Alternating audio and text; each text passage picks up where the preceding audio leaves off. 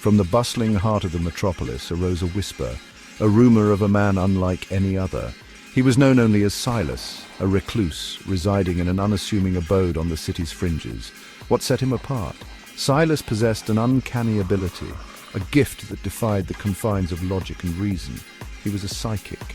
Unlike the charlatans and illusionists who preyed on the vulnerable, Silas made no grandiose claims, sought no fortune or fame. His existence was an enigma, his abilities shrouded in secrecy, known only to a select few who bore witness to the extraordinary. Then, in a world saturated with information, fueled by the relentless churn of the internet, came an announcement that would catapult Silas from obscurity to the epicenter of global fascination. He would unveil his abilities not through seances or cryptic pronouncements, but through the cold, objective lens of technology. The world held its breath, skeptical yet captivated, as Silas prepared to bridge the chasm between the mystical and the material, the spiritual and the scientific. To showcase his abilities, Silas had designed an extraordinary device, the amplification chamber. Housed in a nondescript warehouse on the city outskirts, the chamber was a testament to ingenuity, a fusion of cutting-edge technology and Silas's intuitive understanding of his own powers. At its core, the chamber was a sensory deprivation tank, isolating the subject from external stimuli. But this was no ordinary tank. Sensors lining its interior were intricately calibrated to detect and amplify even the faintest electrical impulses from the subject's brain. These amplified signals, a symphony of neurons firing, were then fed into a complex network of algorithms that translated them into visual and auditory outputs projected onto screens within the chamber. Thoughts, emotions, memories, all were laid bare, transformed from ephemeral impulses into tangible data. It was a bold, audacious undertaking. Could technology truly serve as a conduit for the paranormal? A window into the uncharted realms of the human mind? The world watched, waited, and wondered.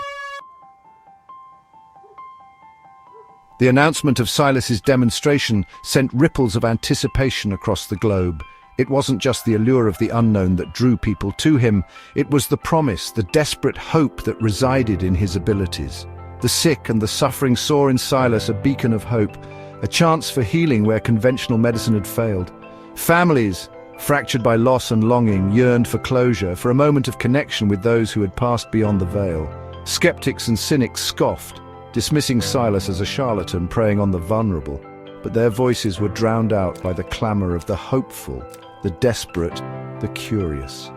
From every corner of the world they came, a tidal wave of humanity converging on Silas's doorstep. Doctors, scientists, religious leaders all sought an audience with Silas, eager to unravel the mysteries he embodied. The media frenzy was relentless, cameras capturing every arrival, every hushed conversation, every flicker of hope and despair on the faces of those who sought solace in Silas's gifts. The influx of supplicants created a logistical nightmare. Silas, a man of solitude and contemplation, now found himself at the epicenter of a media storm, besieged by requests, demands, and pleas. He retreated further into himself, seeking refuge in the quiet hum of the amplification chamber, the only space where the clamor of the outside world faded away. He instructed his small team of assistants to establish a rigorous screening process. Only those deemed genuinely in need, their intentions pure, would be granted access to the chamber.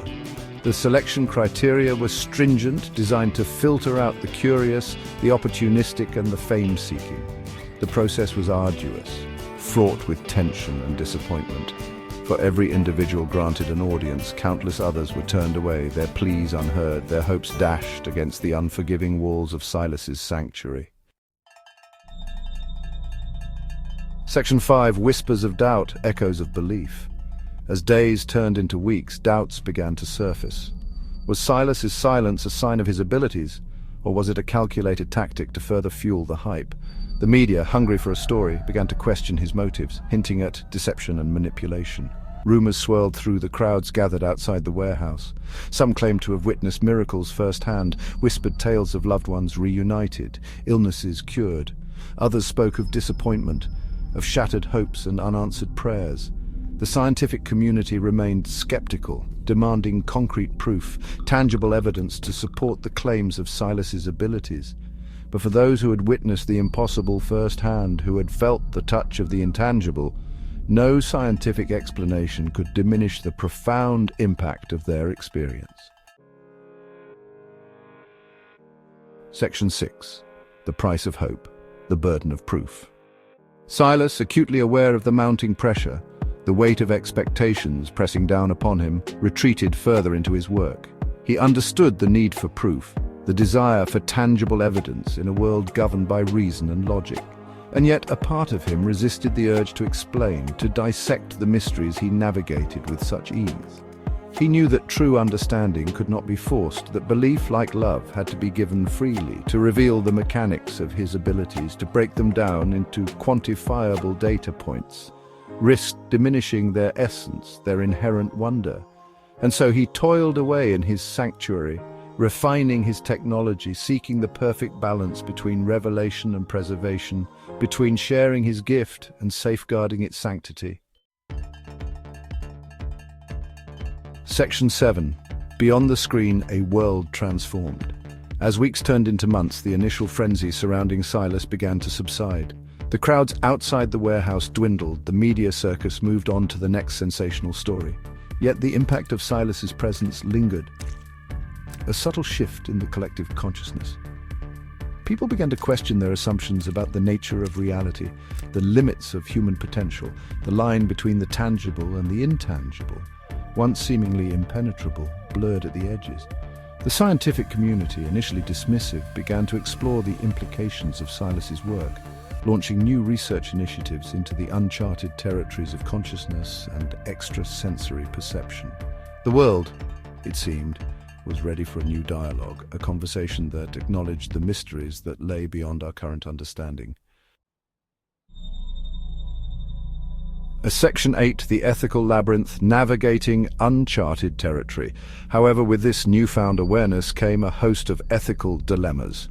Silas's abilities, once a source of wonder and hope, now presented a Pandora's box of potential misuse. Could such power be controlled, regulated, contained? Governments and corporations alike saw in Silas's technology the potential for unprecedented surveillance, for mind control and manipulation. The very essence of privacy, of free will, seemed to hang in the balance. Philosophers and ethicists grappled with the implications of a world where thoughts were no longer private, where the innermost workings of the human mind were laid bare.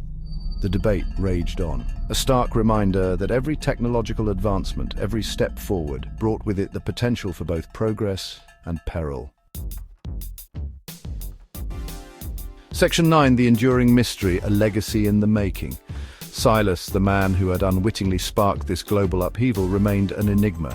He continued his work in seclusion, driven by a deep-seated desire to understand, to explore the boundless possibilities of the human mind. He knew that his abilities were but a glimpse into a vast, interconnected universe, a universe where science and spirituality were not mutually exclusive, but rather two sides of the same coin.